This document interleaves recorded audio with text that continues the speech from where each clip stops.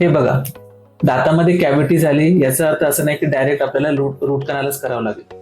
त्याच्यामध्ये कसं असते, किती डीप ती कॅव्हिटी आहे हे आधी आपण चेक करतो क्लिनिकली ॲज वेल एज रेडिओग्राफिकली. म्हणजे पहिले एक्सरे पण काढतो, क्लिनिकली पण चेक करतो आणि त्याच्यानंतर आपण ठरवतो की त्याचं रूट कॅनल करायचं आहे, त्याच्यामध्ये डीप फिलिंग करायची आहे की ते नॉर्मल फिलिंगनी पण होऊन जाईल.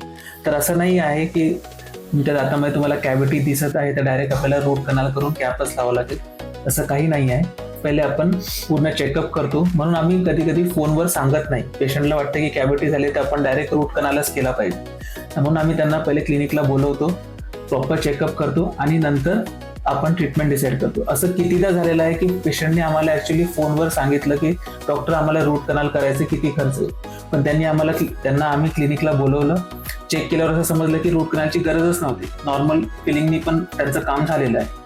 म्हणून असं बिलकुल हा एक गैरसमज आहे ऍक्च्युली.